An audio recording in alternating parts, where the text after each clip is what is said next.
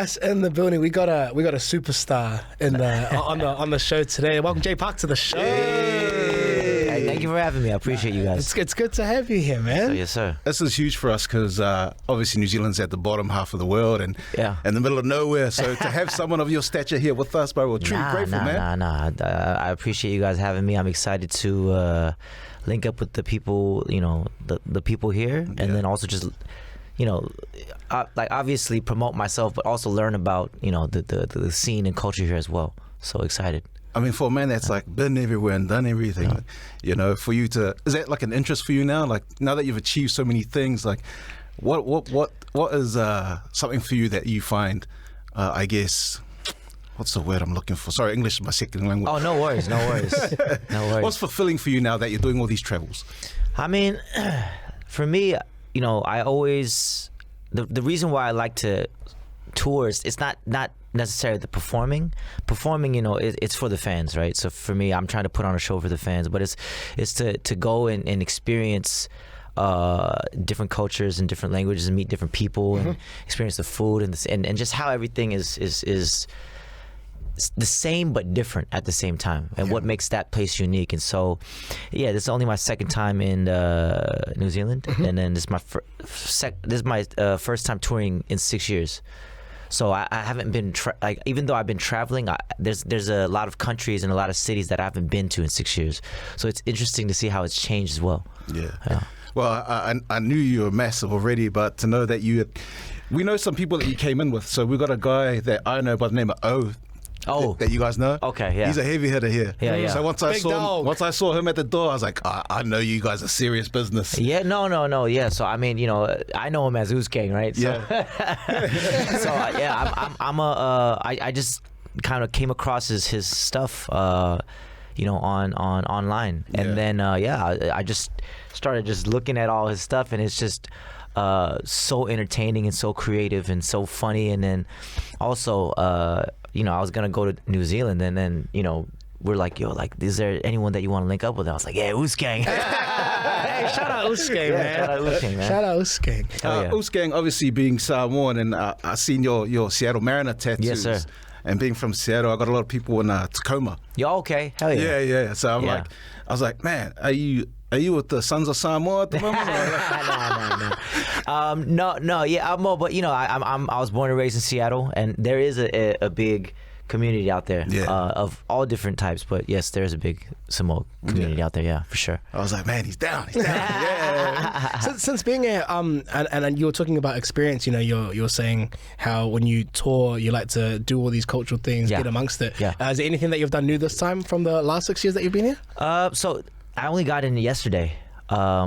In New Zealand, so yeah, I'm excited to even doing this radio show, right? If it wasn't for us linking up, I would have never even been able to come up here. So I'm excited to go around and kind of explore New Zealand today. Hey man, you identify as a b-boy. Oh yeah, for sure. So that's your come up. As you get a little bit older, are there any moves that you can't do anymore? Oh, for sure. I was practicing like flipping, like acrobatics, because I wanted to. Because I went to the Grammys this year. I saw Benson Boone. He was flipping off the piano, and I was like, oh, I need to bring back the flips. And so I started practicing flipping, and then I busted my knee and tore my tendon. Damn. And yeah. So definitely not as light as I was before. I could still do some stuff, but definitely not as light as before, for sure. Is music something that you pursued, or was it just something that you realized you were good at and you could use it for another way to achieve a goal? It's definitely not something I pursued. It just kind of organically happened. And then it became my job basically. And so once it became my job, I started taking it very seriously. For me, I always like to be true to myself and be authentic, and then also whatever I do, I want to show it respect. And so for that, like I need to do my due diligence on and work on my craft, and then also study the history and analyze certain things on how certain people do certain things and what I need to do. So, yeah, I'm definitely been doing it a long time now, and thankfully and gratefully I've had longevity, so very thankful. Speaking of you doing it for a long time, when you come into like a small country like this, does it buzz you out that you have such a huge like fan base here? Because there's a lot of people here that love you. No, for sure. I mean, yeah, you know, I'm not like the typical like K-pop artist, you know what I mean? So it takes a little bit more, I guess, deep diving and understanding to like me as an artist, right? And so for me, I'm very thankful that there's a lot of people that old and new that continuously, you know, support me and listen to my music. It's definitely very humbling and very just, you know, grateful, very grateful. It's a very fickle industry. Like, you know, you can be that guy for a second and you're gone. So with you and your longevity, you gotta, I guess, to stay at the top, you gotta continually push the boundaries, you know? Yeah, for sure. Are there any boundaries where you considered pushing or maybe didn't touch out of, like, maybe family might not agree with something that you want to do?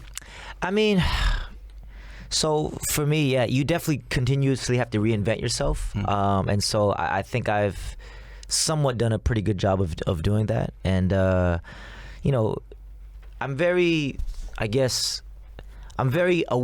self-aware, so you know, and I have certain values and morals, and so it's very in place. So there's certain things that I'll do, and there's certain things I won't do, not because of family, but just because just me as a human. Like, you know, the numbers don't mean that much to me, you know what I mean? There's certain things that mean more than the numbers. So but it's very hard balancing that fine line for sure. Because I see sometimes, like, you know, like I'm a older gentleman when it comes to like being in the public scene as far as radio.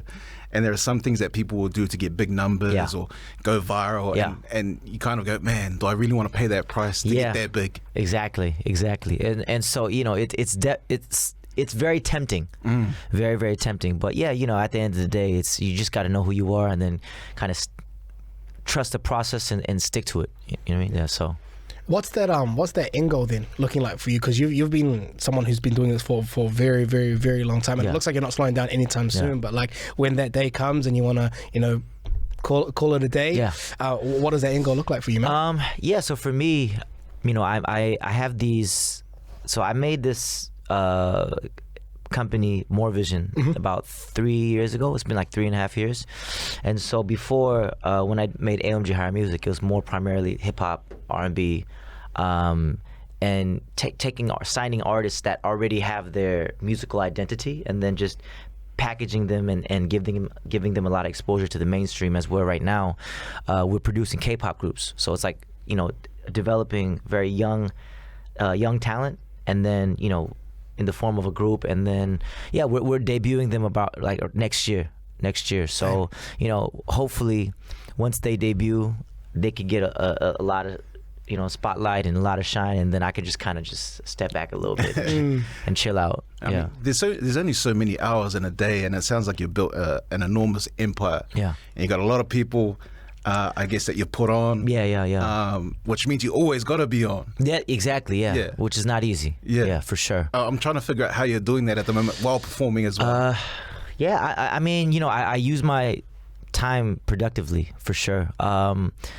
People are like, oh, like, when do you, like, I sleep, I eat, I kick it, whatever. What have you do, man?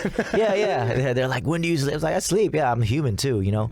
But I definitely, I think, use my time efficiently and productively, and I don't get attached to like small things. When something goes wrong, I'm just, all right, cool, then on to the next, you know what I mean? So and that's kind of been working out for me, but also it is very exhausting, and you know, sometimes you want to just kind of just chill and then just look at, you know, what you've accomplished and just kind of be present and enjoy life, and so I'm looking forward to that day. Right now, you know, doing tour, like, you know, developing the kids, you know, doing music, and there's all these opportunity, like TV obligations and et cetera. So right now still working, but one day definitely, like, you know, even for music, I want to do just stuff that I enjoy doing, not necessarily for people to listen to, but just stuff that I like to do. Even like the b-boy stuff. If I had time to practice, I would still practice and do battles and stuff like that. You know what I mean? So, yeah. Yeah, I had a little smile on my face when we were walking in here because on the TV screen behind me, there's a picture of like two athletes that I'm a big fan of. Okay, yeah. One of them being Mark Hunt. How do you know the Mark legend? Hunt? I'm a big fan of MMA, UFC. Yeah. So and also.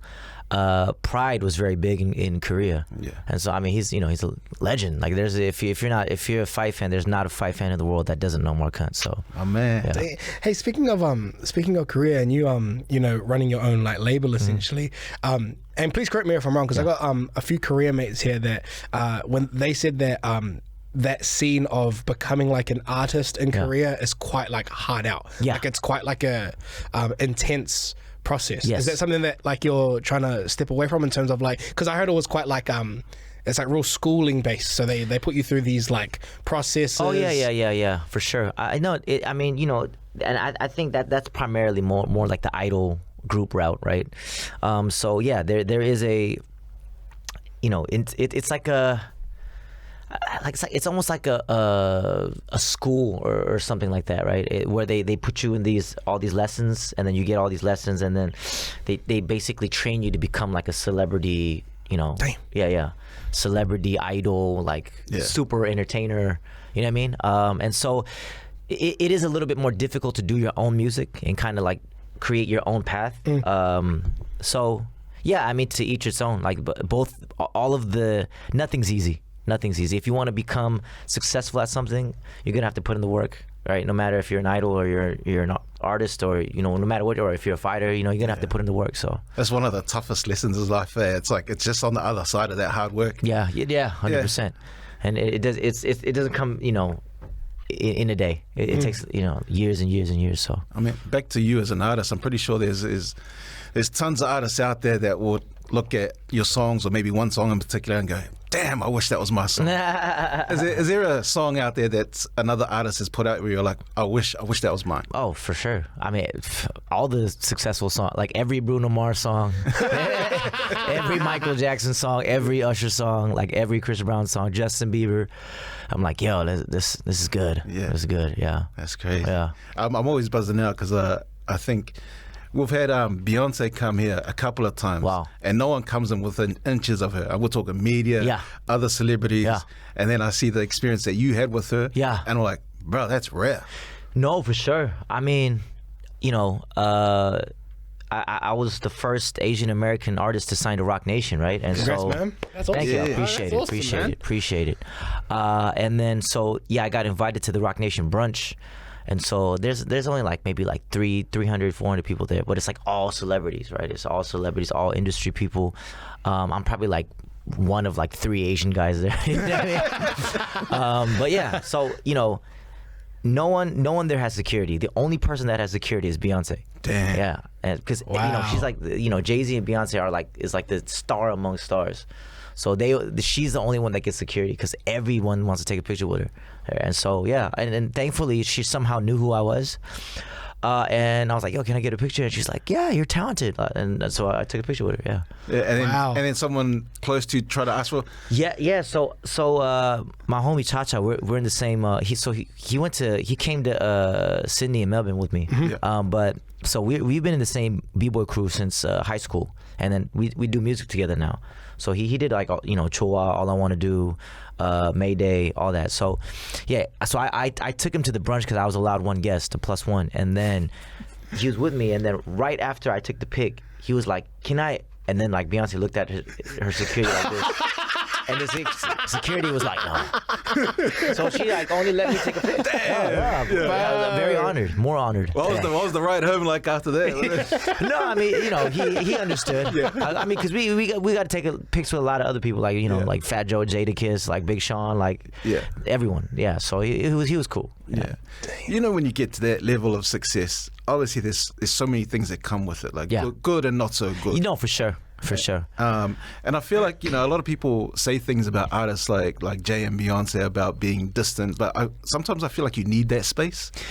I mean, if you want to, if you're that big, you're probably gonna have a lot of people around you that are just, you know, that don't have the best intentions for you. They wanna attach themselves to whatever, you know, you've built. And so I understand why they, you know, it's for protection of their family, of themselves, of, you know, because you never know. And you know, for me, I understand that. Like, I don't, you know, I don't walk around with a bodyguard and stuff like that, you know, but still, I understand like why they would do that, because there's, you know, there are a lot of people that don't have the best intentions for you. They just want to somehow involve themselves and get some attention themselves or some clout or whatever it may be, right? So I know you got like loyalty tattooed on you, and in the industry you're in, it's like, we know what it's like. Has it ever been truly tested? Yeah, I mean, all the time, because, you know, like fame and success and money and whatever, there's no set rules, right? Like, it's, you know, me as an individual, I have to figure out how to handle it and not get overwhelmed and not get like swallowed by this life. Same with the people around me, right? Because even though I am the same Jay that you knew since I was a kid, or, you know, I'm your son or whatever it may be, it's like, you know, people have different standards on what I owe them or what they're entitled to, right? Yeah, so it's always tested, but for me, I think I should be more patient, and I should be more, it's like, oh, but I'm Jay Park and I'm successful, so I can do whatever I want. I could be like that, but I feel like in order to maintain all the relationships that I have and not lose people, I have to be more understanding and sacrifice more. You know what I mean? Yeah. As you know, and with me, like I said before, I'm a little bit older now, so, you know, with that comes a little bit of wisdom through experiences and stuff like that. Because I like, for me, every day I wake up and I open my eyes, I get to see outside. Yeah. And for me, that's a blessing, because I did some time, you know, and I've only just come back to radio. So I was in radio, I went away for a little bit, a little stint in jail, come back out. Yeah. Grateful that I get to do this. Yeah, for sure. So for me, my biggest time is like the most important thing to me. Oh, yes. Because I got a daughter now, and like, man, I missed out all that time. Yeah. Like, what's the most precious thing for you? 100%. I mean, time, because, you know, you can't, you know, money you can earn back, but time you cannot earn back. So you know, I feel like who I want. That's why I'm self-employed, is because, and I make my own companies and stuff like that, because I'm willing to put in the work, and I want to choose who I spend my time with, because that's the most valuable thing, right? So it's people and time is definitely the most precious, for sure. Oh man, I just know it's it's an absolute pleasure talking to you. I know it's going to be a fire show tomorrow night. Appreciate it. And when you walk out there tomorrow night and you leave that stage, how do you want New Zealand to remember you? I mean, yeah, you know, my shows are exactly like the title. It's Serenades and Body Rolls, right? It's gonna be hella body rolls, or yeah. There's, you know, it starts off kind of just like with more R&B songs, more kind of just, you know, and then it gets into like the more hip hop, like you know, more energy. And so, yeah, you know, I just want people to be entertained and you know, vibe out, like, you know. For me, it's not something like, yo, like, I want them to know I'm the best art. Like, it's not on some Kanye stuff, right? It's like, you know, for me, I'm just like, yo, like, you know, I hope you enjoyed it, and I hope you had a good time, and hopefully see you sooner than 6 years. Yeah, man. Hey, with that, Jay, man, thank you so much for hanging out with us. Appreciate you so much. Thank you so much. Thank you for having me. My man. Yes, sir.